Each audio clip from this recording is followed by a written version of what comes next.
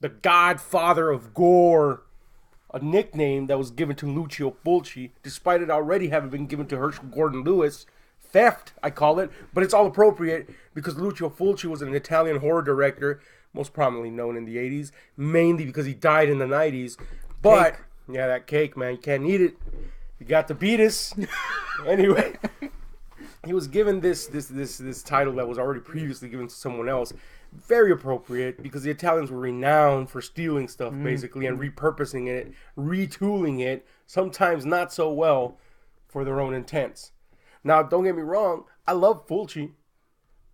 I do. Yeah, I wear that shirt so proudly that it's just dirty now. I love how every time we talk about Fulci, you don't have your Fulci shirt. It's pretty pathetic. You always have it. It's super dirty. I'm just saying that. I don't even wash it. I'm that proud to wear it. But the point is, Fulci is somebody that I do love, but Fulci was not a good director. Let's just put that out there. He's pretty bad.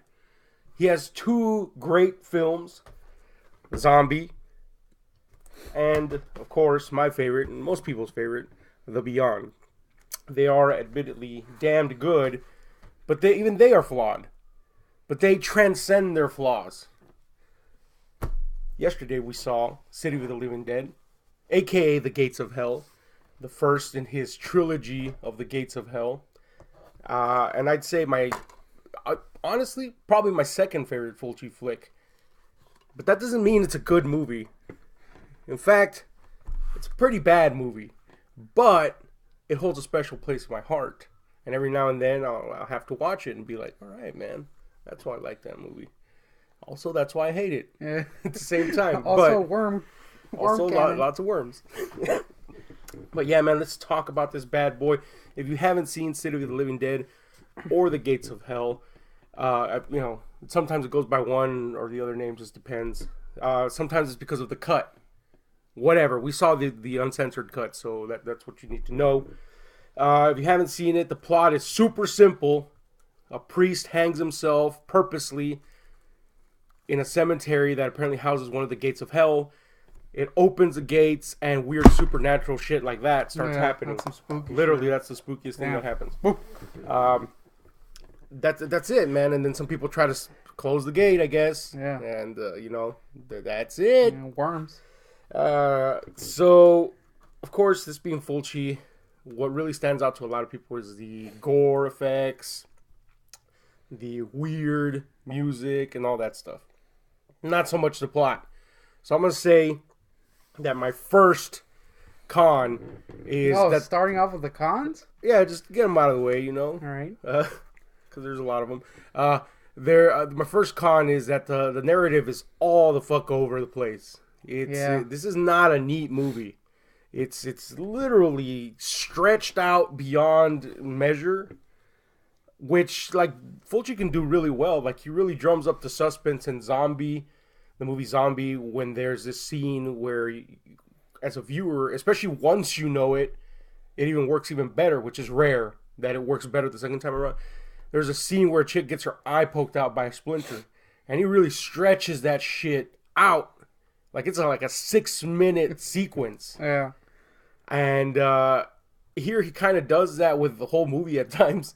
And sometimes it works, and sometimes it's silly. And most of the times you're just like, I could use some editing. Yeah. But, so the narrative is all over, and the movie is stretched out on top of that.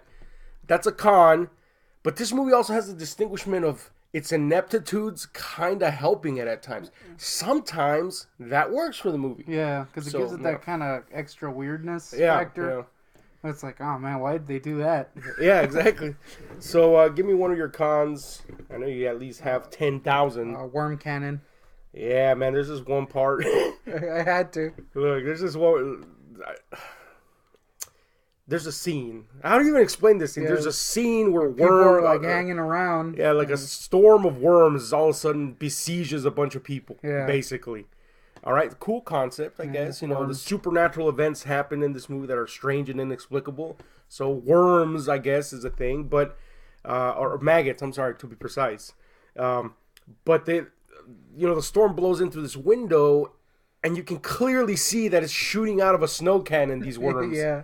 And then not only that, they could have just stayed static on that fucking snow cannon? No, but whoever's using it is fucking moving that shit like a fucking Stallone and Rambo. Crazy with it. It's just like a turret of worm. Yeah, man. So it doesn't look good. Yeah, and then there's close-ups of people, and there's these like big crappy clumps of makeup worms. Strategically placed worms on their faces, and you can see the glue in the back. You know, so it's not a good scene. And people just kind of go like this. Yeah, they're confused and don't funnel the worms into your face. It's not a good scene. In fact, it's so bad that it kind of takes you out of whatever immersiveness the movie has achieved at that point, depending on how you're reacting to it. So it sucks, that scene. I'm just gonna put that out there. Yes, I agree with you.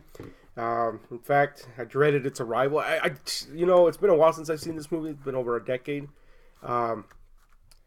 But I thought that movie was that scene was way earlier, and I kept on going like, when the fucking shit is this worm scene? Literally at the end. But yeah, anyway, messy narrative, shitty worm cannons. I guess another fucking big con I have about this movie is that, and again, it's one that sometimes works for the movies, is that the goings on, the supernatural weirdness, is so vaguely and roughly explained that there literally are no rules to this universe. You don't understand how stuff works. Are they ghosts? Are they flesh? Are the zombie creatures like teleporting? Are they possessed? I mean, the impression I've always got is this priest hangs himself, he opens the gateways, and the creatures from hell possess the dead. That's the impression I got. I don't know if that's what you got. That's always what I've thought. But at the same time, you begin to question things like, why does a priest have to kill people to get possessed bodies?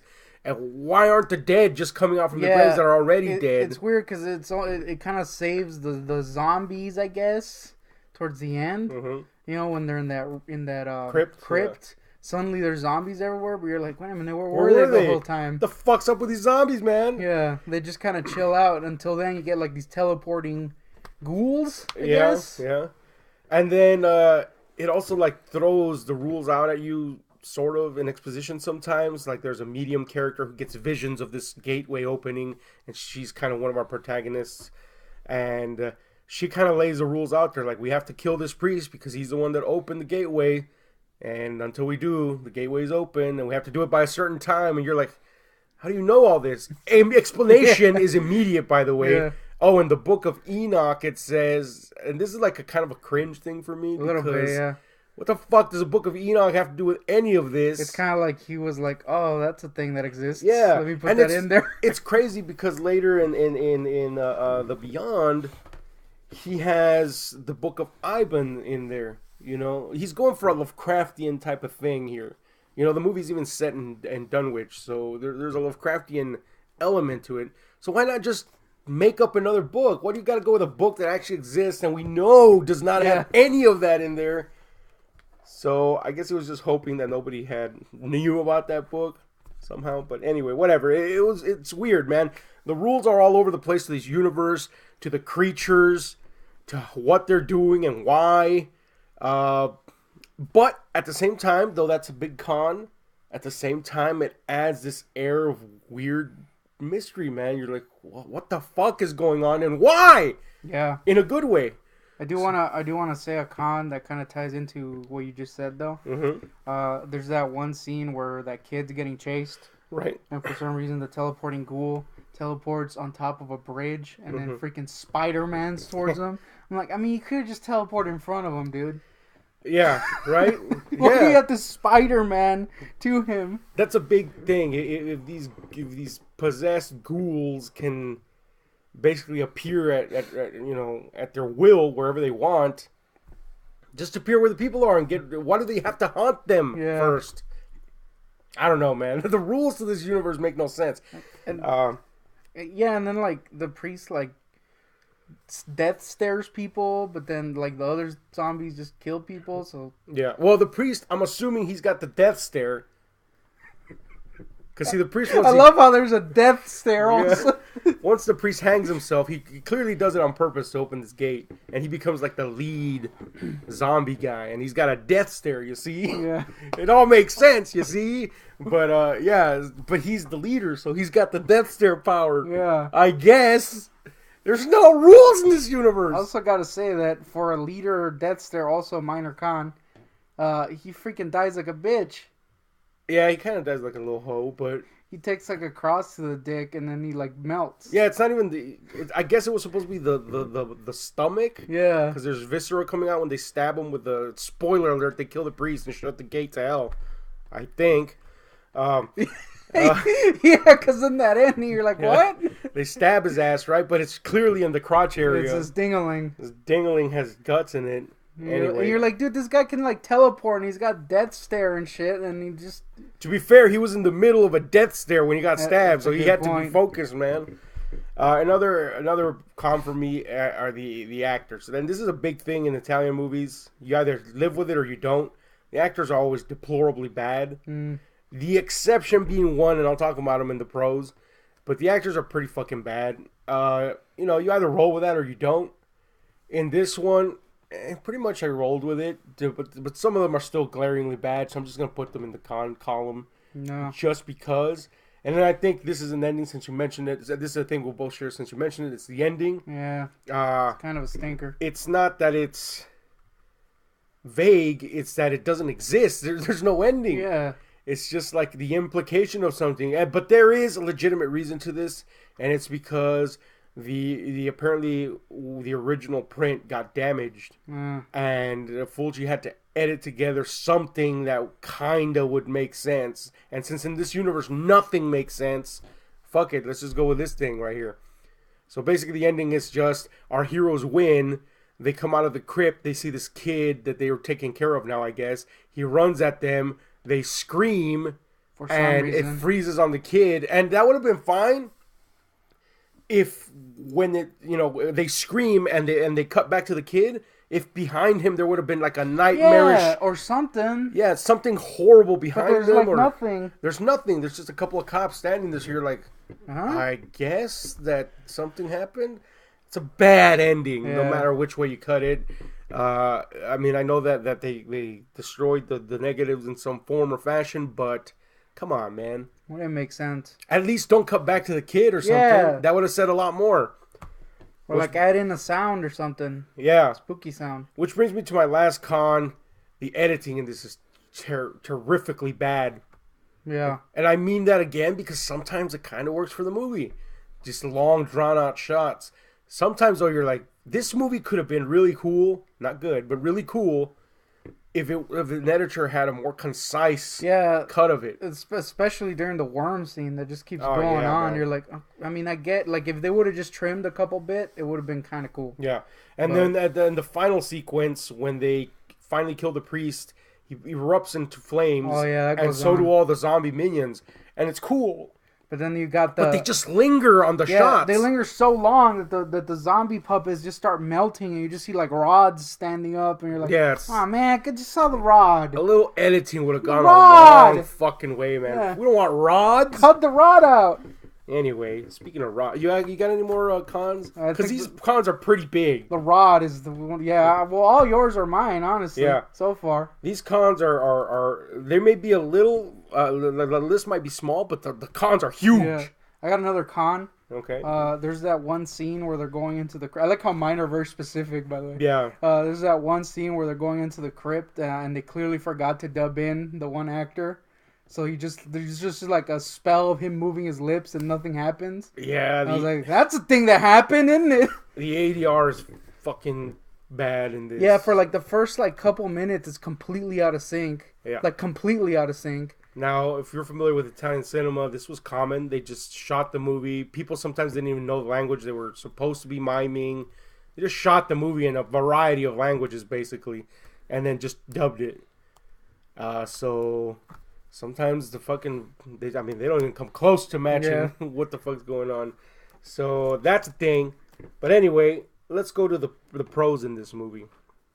And again, I stress it's a movie that sometimes the ineptitudes of it work in its favor. So I'll put that in the pros. That sometimes the mishaps go in its favor, and then kind of amplify whatever notion is trying to be put on screen, which is just like a happy mistake, really, that happened.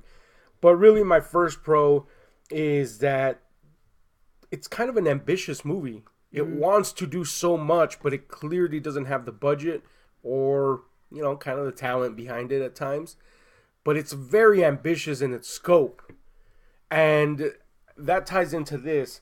This movie is considered part of a trilogy, but very loose trilogy. There's not really... It's kind of like the Dawn of the Dead... the Living Dead trilogy from Romero. There's really no ties between them other than we know it's happening in the same world. Imagine that, only way looser. I think this was just kind of like... I see it more as like a playground for Fulci to what eventually he tightened into his vision of the Beyond, which is excellent. All of the faults that this has, this kind of got rid of most of them or worked its way around them. So its ambition is a big plus for me because despite some of the ineptitude of some of the scenes, I could see what was wanted and what they wanted the feeling to evoke a response in the audience, and you can roll with it. I was kind of like, all right, I can roll with it, and sometimes it just achieves it pretty well. So that's a pro for me. How about you? I like the kind of like lonely feeling of the movie. Yeah. Everything. At one point, I said I like how they live in Silent Hill because it's just everything's. There's no people there. There's only your main characters. It does achieve a feeling of like a desolate wasteland somehow in a small town, and then like the whole town's all foggy and shit, so it kind of gives it this weird feeling that something's going on, which I liked. Yeah, and it even addresses it, so you could see that a lot of it was purposeful, or they worked it into it.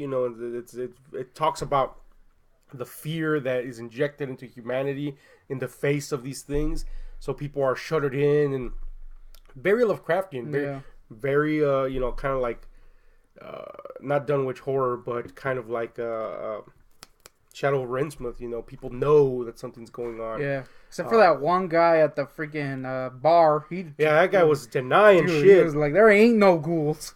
But man, there's definitely a feeling to this movie. The ambiance, the atmosphere is very heavy, and that's a big pro for me as well. So it's good you mentioned that. Another pro for me is the score. The score is Fabio Frizzi. This man is a legend for a reason. He also worked with Fulci on his other, not all of it, but a lot of his other horror output. And he's just a legend in the genre to date. And it's just an amazing score. Even though it repurposes some themes from the movie Zombie, it still fucking works. I mean, it's pretty awesome. It's eerie. It's unsettling. I guess a minor complaint would be that in cutting to other scenes, it suddenly just drops the score at times. But that's kind of like an Italian thing. Like you'll be in the midst of this awesome fucking soundtrack, and then all of a sudden it cuts to another scene. You're like, oh, the soundtrack. Yeah. But that's a big plus for me. How about you? I kind of like the priest. Yeah, the priest is a pretty cool villain. Even though he took it to the dick and died, he was kind of cool. He gave off this weird presence. He did kind of have a lame death face in the beginning. Kind of had like the little tongue out, but he was kind of spooky, and I liked him. Pretty good villain. Had the death stare. Death stare's another plus. Death stare gets you instant villain points in my book. Another one for me is one of our leads. There's 4 leads really, but it's the one played by Christopher George, and he's kind of like the reporter on the hunt for this mystery, And he was really good, man. He really kind of was this cigar chewing kind of pseudo badass with a little tood. I really liked him, man. And his dubbing was good on top of that, unlike everybody else's. So he was like a kind of like a surprisingly engaging character. However, just to add to the con a little bit here, his death comes out of fucking nowhere. Yeah. And not in a cool, like, oh my god, I'm shocked that he died way. Because there's not a lot of substance to these characters. So you're just kind of like, he's dead? What the fuck? I thought he was supposed to be like a cool character that stayed. Nope, he's dead. Got his old brains mushed. Yeah, it happens like 2 or 3 times in the movie. Yeah. But that one's the one that you're like, serious? This guy? Yeah, like, come on, man. This is a guy that I expected to live, not the fucking other guy. So it was basically like he was just there to bring that chick to that other guy. Basically. Yeah. So, give us another here, if you got him. I like that scene in the coffin. You gotta stop these scenes specific. People don't even know what the fuck we're talking about. Because I remember it as a kid. Which one? The one where she's in the coffin and the pickaxe comes near her face. It's horrible that you should not explain the scene other than ever. There's a scene. There's a chick that's like in a coffin because Fulci has an obsession with eyeballs. Yeah. And that's the best explanation. Look, if you ever watch Fulci's movies, he hyper focuses on eyes. And it's actually a really cool technique. Yeah. Because while his actors might not be the best, the eyes can emote a lot.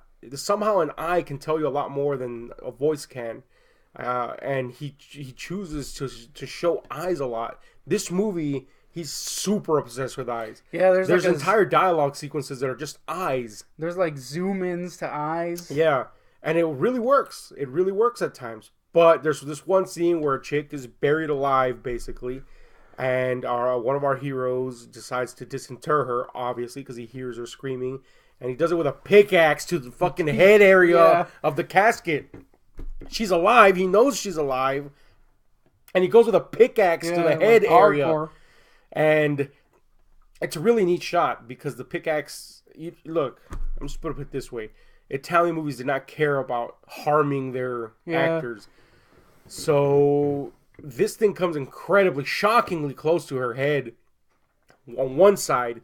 Then on the other, and then finally right over her stanky eyeballs, and then he rips open the casket. She's clearly terrified for real, and it's, I mean, her whole face is visible, but really something about the eyes, you know, it's just that Fulci thing, you know. So yeah, that's pretty cool. That's a pretty cool scene. It's like one of the few times where there's actually like pretty good editing too. They don't linger too long. It really is. Well, you see, that's the thing. The scene really, as a totality, takes about 5 minutes. It's from the moment he walks away to the moment he opens the casket. It's kind of the same scene or the same concept with an eyeball in Zombie. The scene starts the moment you see a zombie looking in at someone showering, and it draws all the way to the infamous eyeball poke scene. So Fulci can be really good at drawing up suspense and expectation with what you know is going to happen. Like that, we knew it was going to happen, that he was going to bust her out of his coffin. So it's good. It's a really good scene. And, you know, you don't, and see, that's good that you just said that because you didn't really notice how well it took you from this point to that point. It's more you focus on the action part of it. Yeah. But that's good. That's indicative of Fulci's talent when he really could or wanted to be, you know, to get something across. He could. He didn't do it always, but he could if he wanted to. I think there's some neat effects. Yes, that's not really, all the time. That's really the big, I guess, proponents of Fulci, if you know, mostly focus on the effects. Yeah, because he was renowned for his especially gruesome, visceral obsession with effects. So here we have effects from legendary Gianotto De Rossi, again, who worked with him on Zombie and The Beyond and etc. And you know, the guy still works to this day. Most notably in movies like High Tension and stuff like that. So he's a legend, and he has some very unique effects work. You know, just nobody did effects like him, and he did them on a budget. These effects are clearly on a budget, so sometimes they don't work. Yeah, but sometimes they do. Sometimes they're just fucking badass. And what was your favorite effect in this movie? I like the death stare. Death stare. When the chick pukes her guts, because it was pretty neat looking. Again, but need a little context here. Well, evil priest is death staring at some teens that are humping, and the chick starts like crying blood, and then she pukes her guts out. That explains it all. Yeah, that's pretty much the scene. Literally. I could have just said death stare guts, but I like how they did the blood on the crying blood. It was cool. and it clearly hurt that chick's eyes because her eyes were legitimately red towards the end of that scene. I was like, God damn, dude. God knows what chemical they were using. Well, but yeah, it's a pretty neat effect, and the puking gut scene is infamous because it was actual sheep guts that they stuffed into this chick's mouth and forced her to puke out. And they keep going. Yeah, pretty neat, man. I don't know what my favorite effect is, but I know what one of the most effective ones is. It's not the greatest effect, but it's effective. So I guess it's double the effect. And it's the scene, it's the scene. There's a character whose sister dies, and of course, being a revenant zombie, comes back to haunt him, basically, little kid. And she's just like this weird pizza-faced ghoul, man, I guess, for lack of better words. And she's just leering from fucking windows and in dark areas and shit. Yeah, like underlit. Yeah, the way they shot her is classic Fulci. You know, he does this down-looking up shot that makes them look like these leering, looming creatures. But it was just a neat series of effects with her, shots, with her entirely, you know, like later she and other ghouls attack the bartender guy that refuses to accept that anything's happening, even to his death. And yeah, just the way they shoot her was unique, you know, it was pretty cool, man. But yeah, the zombies all look very distinctive. There's not like any other zombies that you see in other movies or even in other Fulci movies. It's strange. It's really weird. Except for the worms. He's obsessed with the worms. Yeah. Just saying, the guy likes worms. There's that time the priest just puts worms on people's faces. For some fucking reason. Yeah. I don't know what that achieved. It killed him, though. I guess. Kill him with worms. Hashtag, you know what to do, guys. Anyway, here's the thing about City of the Living Dead. It's my final thoughts, by the way. It's not a good movie, but it is an enjoyable movie. It's a movie that I enjoy. You're either going to hate this movie and laugh at it, most likely, especially if you're not familiar with Italian cinema, or if you are familiar with Italian cinema and like Fulci, you're going to love it you're going to love it like a child, despite its fucking mistakes. It's like that retard kid you get. Yeah, you know, you kind of like, fuck, man, I'm stuck with this guy, but you love him because he's your kid. Yeah. You know, it's going to ruin your life, but, but fuck kid. It. Yeah. This is exactly what this movie is. It ruins your life, but you enjoy it because it's something that's part of something bigger. So, yeah, man, there's a lot that I love in this movie, and I wouldn't say it elevates the film, but it sure as hell makes it enjoyable to me as just a casual viewer of horror. Or, you know, not even a casual viewer, a rabid viewer of horror. It just makes it enjoyable despite that.